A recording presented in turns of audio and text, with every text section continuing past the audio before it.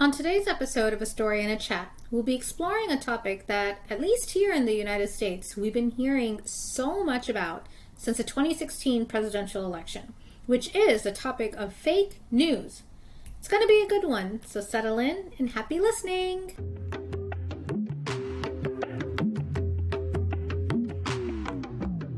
Hello, everyone, and welcome to A Story and a Chat, the podcast, where you will hear mine and other perspectives on topics that are important to all of us. I am your host, Aisha Iqbal, and I wholeheartedly believe that conversations can bring people together in the most beautiful ways, which is why I've created this space to do just that. I'll always start by sharing stories from my life and perspective. Then we'll be joined by other folks from various backgrounds and experiences to have conversations through which they can share their unique perspectives as well. This beautiful sharing of stories and experiences is fundamental to our human existence and helps us continue to evolve in a meaningful way. So, let's get started, shall we?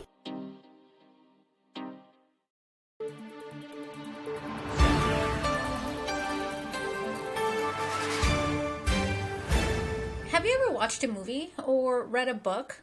Even a magazine article that has made you question your reality? Or maybe just even blown your mind so much that you started to look at the life and experiences around you differently? Well, for me it was a movie, and the movie's name is Wag the Dog. It's a political comedy, and it's essentially about a presidential administration that hired a Hollywood director to create a fake war because the president's approval ratings were down. When I watched this, I was like, is this even real? This sounds way too close to life right now. And I wasn't the only one to have made this connection or asked these questions at that time, because around then the media was asking these questions. The Clinton administration was going through their own kind of troubles at that time, and the Iraq War happened to start around there as well. So it's one of those things that after watching that movie, I started to question everything that I grew up thinking, which was that anything I hear on the news or read in the newspaper or magazine, it has to be true because those are the sources of truth that we have as a society. And it's the place to go when we want to understand the world around us and what's going on. So when the movie came out and I watched it, I was completely dumbfounded. It definitely made me question my reality, at least in terms of what was being shown on TV and reported in the newspapers and stuff. And ever since then, I've been what I think is a healthy cynic of information that I get from any news source. Now, since the 2016 presidential election, we've heard a lot about fake news. And, what's real or what's not in terms of the kind of information that's being put out there to sway the masses in one direction or the other. So I wanted to bring this topic up in the podcast. And in this episode, I'm talking with Sam Weston about the power of the news and the responsibilities that the newsmaker may have, as well as those of us who consume and share the news. Sam is a communications strategist with multiple decades of experience in helping executives and political leaders in the US, UK, New Zealand, and Australia develop their vision for the future and achieve their goals with creative and unexpected solutions. He is currently the head of communications at Essence Global, one of the top advertising agencies here in the Bay Area, and he is uniquely positioned to answer my questions around this topic. Because of his experience in both research and communications in both the public and private spaces, I definitely wanted to hear his perspectives on this fascinating topic. Is all news fake news? It's I love that question. I love that I got the chance to think about that question ahead of time a little bit, because it's a very existential question for someone who works in public relations and communications. And obviously we're a couple of days out from an election. One of the protagonists is the leading proponent of fake news. But for me, when I originally thought about this question, it made me want to reread a book that had a powerful influence on me back when I was at university, Chomsky's Manufacturing Consent. And I recommend it to everyone, regardless of how you feel about Noam Chomsky or his politics. at the time, and this is 20 years ago that I read the book, and the book's even older than that, it made a very important point about what news had become, because news has, it was privatized and corporatized, a long time ago. And everything that you read and everything that you watch in the United States, is designed to make money. It's designed to help publicly held companies make their quarterly earnings, right? And so over time, that has produced a particular kind of news diet for Americans, and a lot of countries model, everything that in the entertainment and information space on what happens, here in the States. And that news is essentially entertainment, right? I mean, you could see it in the 90s, with the sort of, in the pre-internet era, with the sort of tabloidy, if it bleeds, it leads, OJ and, Tonya Harding, kind of like Right. ification of the news. And then with the sort of realization that you could really sort of capture people's attention with political news, the sort of, the entertainment bent to following politics, combined with the fact that like opinion is much cheaper to produce and actually much more engaging for people from a news production standpoint. So much of what we expect to find as news is actually just sort of opinion. And in the political sphere, so much opinion is now kind of meta opinion, like opinion delivered by people who are experts, on the topic, but who understand, like who work at 5 levels of abstraction above everybody else. And, I think the combination of those dynamics has really created a very warped news environment, which, we all walk through every day. Of course, you have to sort of add to that, like everything that's happened since the introduction of the internet to the way we live and communicate. And whereas before we had, what Chomsky would call manufactured consent, these mass-produced shared realities, right? Or I love Noah Yuval Harari, he calls them fictions, which is like a really, a really powerful idea. Before we had like these corporations producing entertaining, shared realities, and whether or not they were actually real, there's much more that happens in the world on a daily basis that is reflected back at you in the news. Whether or not they were real or represented the most important things that were happening on a daily or weekly basis, they were shared. We had this, and now we have these fragmented realities, and we're really seeing the impact of that. So, I mean, this is a long, circuitous walk through answering your question. It's not an easy question to answer, right? I mean, is there even a right answer to that?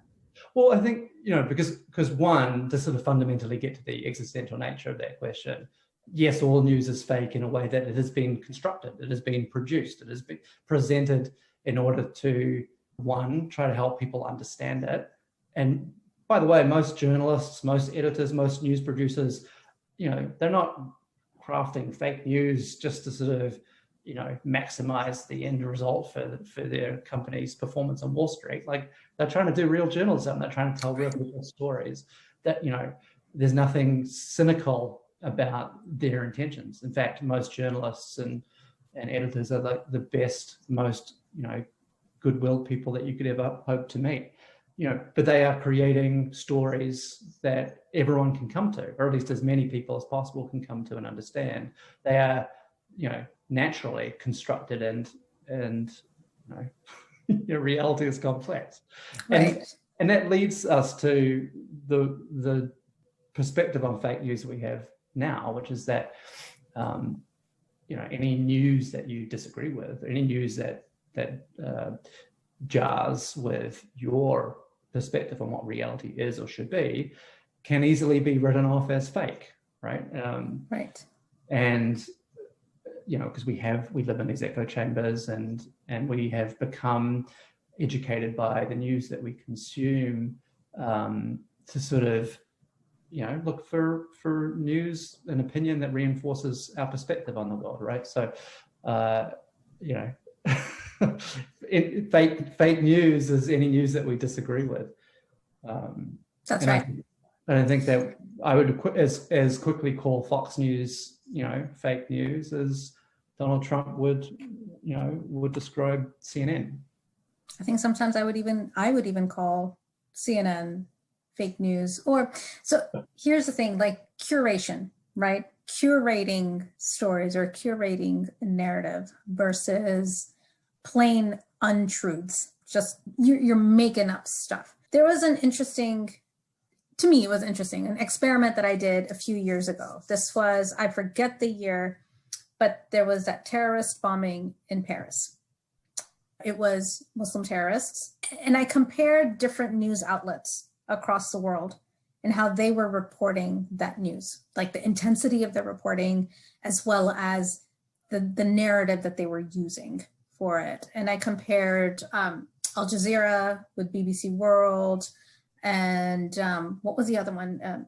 Either CNN or NBC, or maybe even both here. So what I wanted to do was look at the US version of the reporting, a European version, since that's where it happened, and then kind of another publication. So that's where Al Jazeera. What was fascinating is that in the non-US publications, that story was not even above the line. So it wasn't in like the first thing that you see when you land on the site. You had, if it was probably a sentence with a small image, or you had to scroll down. But when you went to the US publications, it was like the hero image was all about the bombing. And then there were several other stories related to kind of Muslim terrorist attacks and things like that, which made me think, we know it's not fake news. We know it happened, or as much as we can know here sitting, it happened. But the way it was being reported, with the intensity of the way it was being reported here in the US, was much different than everywhere else. And at the time, I was having this discussion with a friend of mine about this, that there's potentially an agenda here that they're trying to meet and that they're trying to form. And so they're using this story to meet that agenda. So in that sense, to me, it's not necessarily fake news, but it is, how are you curating the news? Like, what are the stories that you are amplifying, and what is the purpose of that? So then that brings me to a question that came up when you were talking about the intention of newsmakers today is essentially to make money.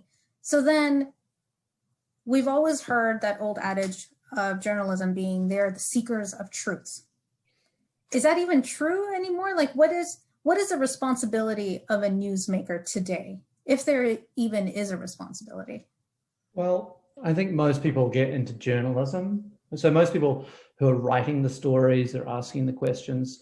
Journalism is not a highly paid, lucrative career choice for most people. And to be honest, it's harder and harder and harder to get, paid at all working in journalism, given the pressures on the publishing industry. So the people that go into it, for the most part, aren't necessarily, they're not politically minded.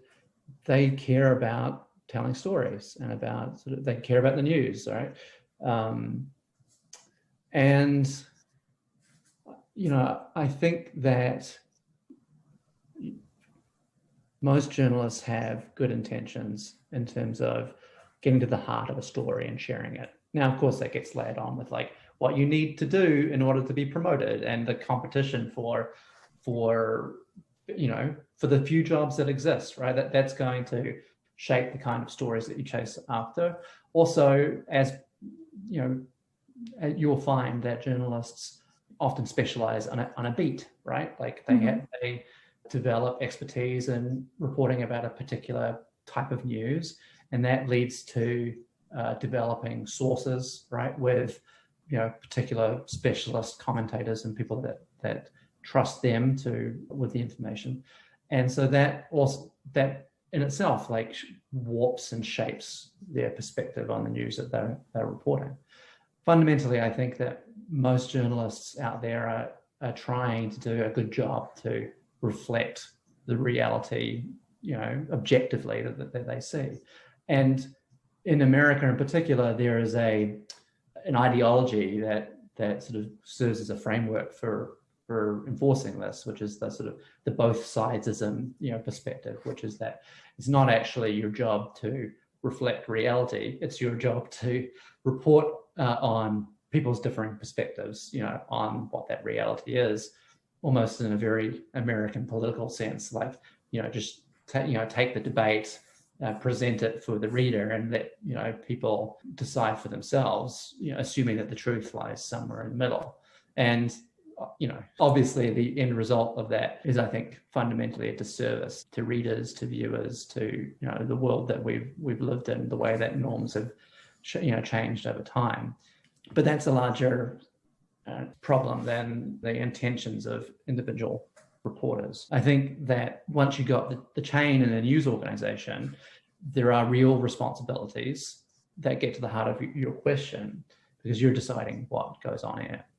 And that's the editor that's deciding what the piece looks like, and it's the owners and the decision makers at a network or the editor-in-chief at a newspaper that decides what's the news today. The New York Times, all the news that's fit to read, right? Like, you're deciding what the world looked like that day, and that has incredible. That is such a powerful thing. You said you are deciding what the world looks like that day.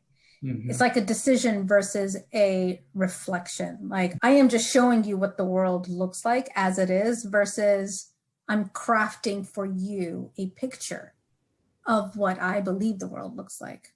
Yeah, I mean, I think most good faith publications, wrestle, with that question in good faith, and they balance out like the need to grow revenue with the need to represent, and reflect reality.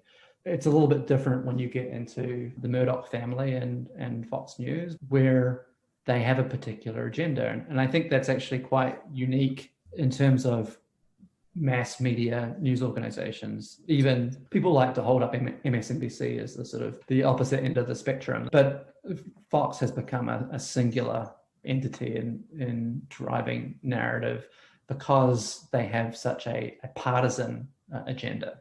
I think MSNBC has identified that there is an audience whose needs were not being met by the news and information market, and are serving it well. But the people that are there, while many of them are in tune with the sort of attitudes and perspectives of that market, they're not driving a pro-democrat agenda for the most part, whereas the opposite is certainly true, at Fox. One of the big barriers, right, is that people don't understand how news gets made, and they don't understand what goes into putting something on air or why a story gets written. It's one of the many things that we should teach kids as they grow up and go through schools, right? Like financial literacy, information literacy.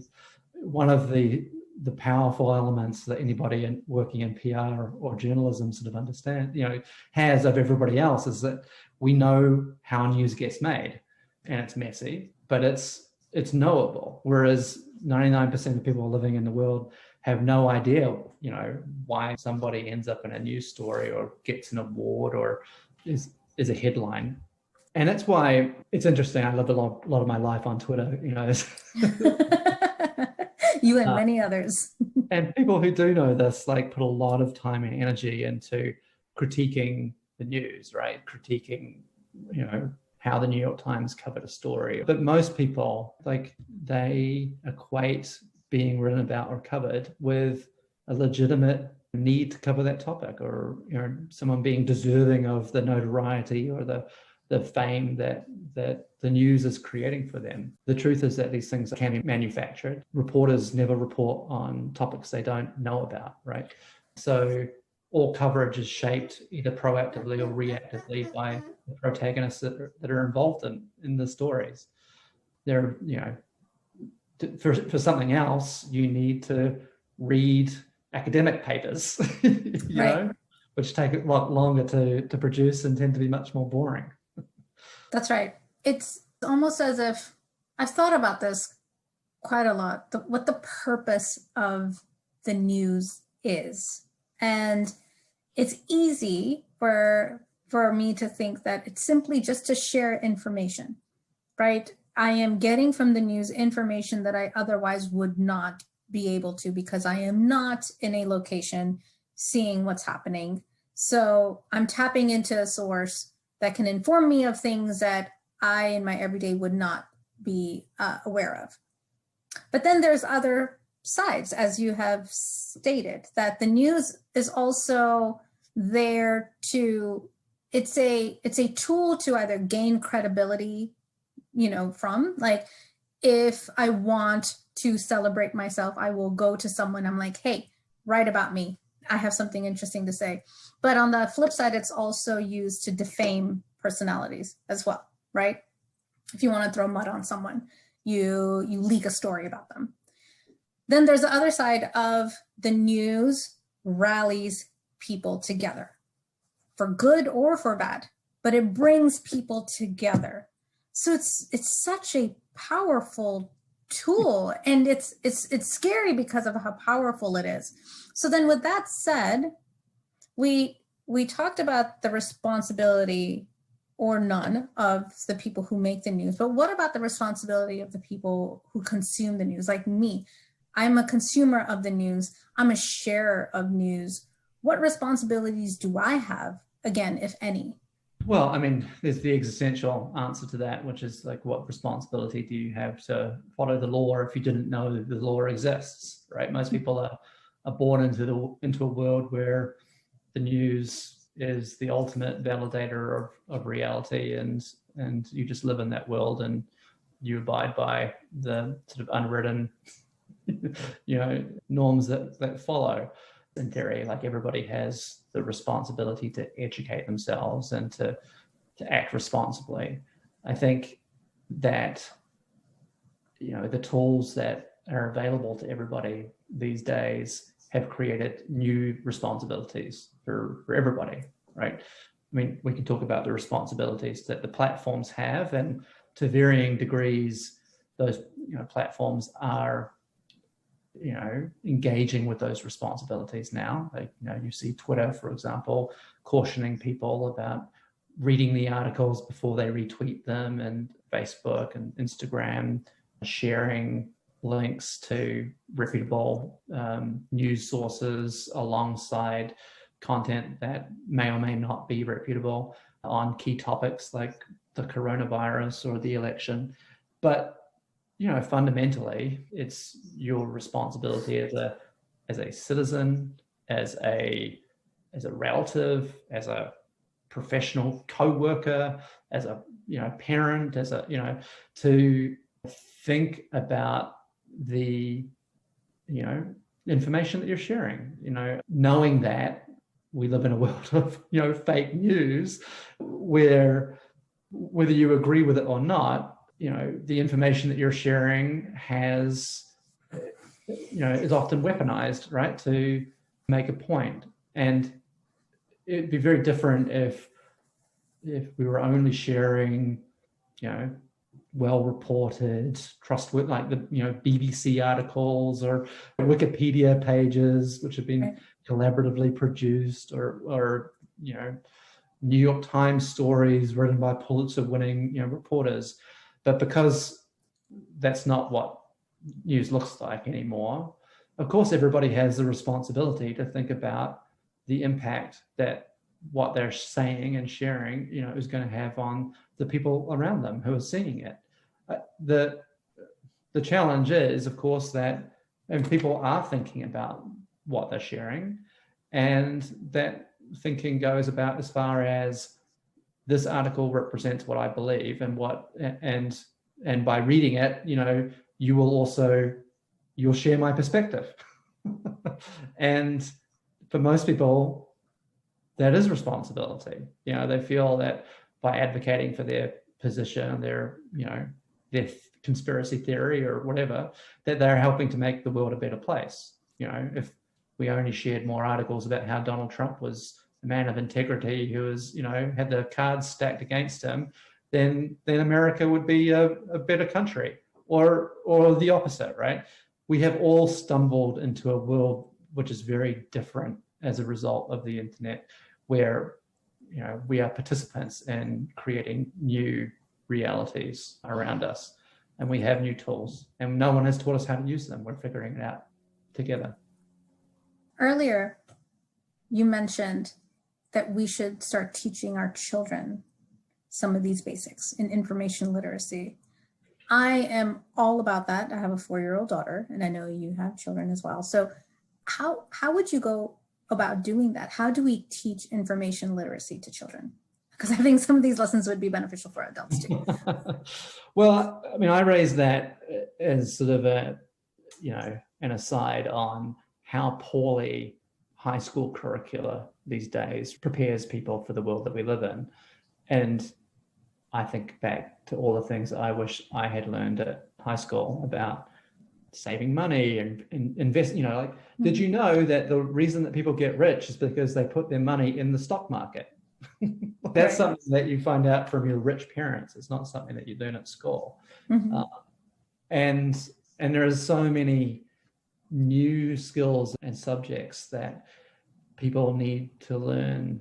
They should have a right to be informed of, and that society, would benefit enormously from if people just had a fundamental literacy. And my kids are lucky because they grow up, in a household where dad's on the phone with the reporter trying to influence the way that the story comes out. So they know it's not news to them that that's how news gets written. It's still an ongoing conversation that we have to have about social media and the way that they engage with their phone and the devices around them. My wife and I recently watched The Social Dilemma on Netflix, and you can pick apart different arguments or themes in that documentary. I'm not saying that I agree with 100% of it, but we immediately sat down and watched it again with the kids because we wanted them to be conscious of what really goes into the stuff that they just look at a phone. They don't think about how it works or why there are ads. And of course, there are lots of other reasons that parents engage with their kids about social media, in terms of a lot of it is about like mental health, but I do think that as we educate ourselves, we should be talking to our kids because it's important to share, what you've learned about the world that we live in now with the kids who are going to inherit it. It's all about conversations. Having open, transparent conversations. Sounds intuitive, sounds easy enough to do, but it's really not. And I think practicing this with children, at least when I'm practicing this with my daughter, and I call it practice because I'm not used to answering questions like, Mom, why did the bird fly in that direction?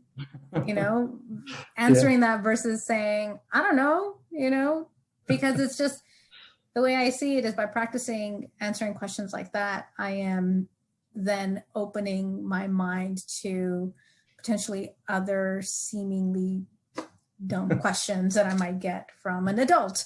So there's nothing like having kids to sort of, make you realize that you're a grip on understanding how the world really works. I that sort of old adage about like if you can't explain it to a 5-year-old, then you don't really understand it is true. And it has never been truer. It has never been truer. And it's it's a very humbling experience. Sam, thank you so much. This was such an enlightening conversation. I want to thank you very much for joining me here. This was really fun. Thanks very much.